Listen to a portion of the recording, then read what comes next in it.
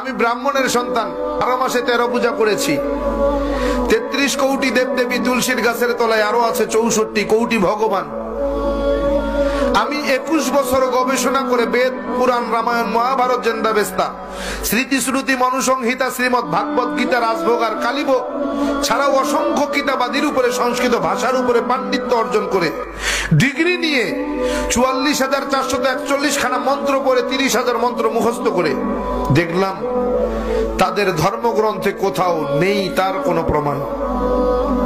একটা প্রমাণ যদি কেউ দেখাতে পারে যে মূর্তির পূজা তাদের কোন ধর্মগ্রন্থে আছে, আমি তার গোলামি করব। ভিডিওটি শেষ পর্যন্ত দেখবেন। একটা মন্ত্র যদি দেখাতে পারে, তাদের বেদ বলে না আসতে প্রতিমা আসতে, আমি সৃষ্টিকর্তা ঈশ্বরের কোন প্রতিমূর্তি নাই, প্রতিচ্ছবি নাই, আকার নাই, আকৃতি নাই, আমাকে দেখা যায় না, ধরা যায় না, ছোঁয়া যায় না, আমি লাল, নীল, হলুদ নাকি সবুজ তা বুঝাও। কিন্তু এরপরেও কি তাদেরকে মানাতে পারবো? এরপরেও কি তারা ছাড়বে?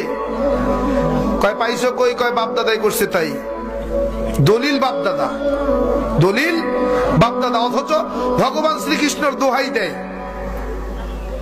ভগবান শ্রীকৃষ্ণের দোহাই দেয়। ভগবান শ্রীকৃষ্ণ শ্রীমদ ভাগবত গীতার 7 নম্বর অধ্যায়ের 20 নম্বর পৃষ্ঠার মধ্যে বলেন, অন্ধত্তম প্রবিশান্তি এ অসম্ভূতি মুপাস্তে। কালকে হাসরের মাঠ যখন কায়েম হয়ে যাবে, তোমরা আমাকে ভগবান বলে ভাষায় দিবা, আমারে তোমরা জাহান্নামে নিবা। আমি সেই রাস্তা রাখি নাই, আমি আমার রাস্তা ক্লিয়ার করে দিয়েছি। অন্ধত্তম প্রবিশান্তি এ অসম্ভূতি মুপাস্তে। অন্ধকারের পূজা, মূর্তির পূজা, গাছের পূজা, মাছের পূজা, আগুনের পূজা তারাই করে যারা অন্ধকারের মধ্যে ডুবে রয়েছে, যাদের ভিতরে কোনো আলো পৌঁছায় নাই, যারা এখনো আলোর মুখ দেখে নাই, তারাই কেবল গাছের পূজা, মাছের পূজা, আগুনের পূজা, পানির পূজা করে। আর যারা আলো দেখেছে, হেদায়েত পেয়ে গিয়েছে, নূর দেখেছে, তারা তা করে না। কেমনে বুঝাবেন ওরে? ও ভাই, ইসলাম কিন্তু এমনি গ্রহণ করি নাই, যাচাই বাছাই করে গবেষণা করে তারপরে মুসলমান হয়েছি। এরকম হাজার হাজার মন্ত্র বলা সম্ভব। কোরআনে হাকিমের 30 পারা 114টি সূরা, 6666 মতান্তরে 6238 আয়াতের সঙ্গে এই 30,000 মন্ত্রের হুবহু মিল আছে।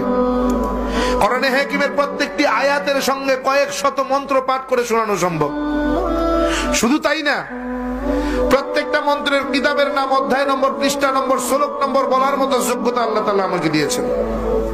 এমনি মুসলমান হই নাই, যাচাই বাছাই করে দেখছি পৃথিবীতে যদি কোনো শ্রেষ্ঠ ধর্ম থাকে সেটার নাম ইসলাম। সৃষ্টিকর্তা আল্লাহর পছন্দনীয় যদি কোনো জীবন বিধান থাকে সেটার নাম ইসলাম। ইন্নাদ দীনা ইনদাল্লাহিল ইসলাম। তারা বলেন ইদাং ইসলানাং ওয়াসাং ইল্লাল্লাহ। তাদের ধর্মগ্রন্থ বলে ইদাং ইসলানাং ওয়াসাং ইল্লাল্লাহ। ইদাং হলো দিন, ইসলানাং হলো ইসলাম, অসাং হলো পছন্দনীয় বা পছন্দ করা, ইল্লাল্লাহ হলো সৃষ্টিকর্তা।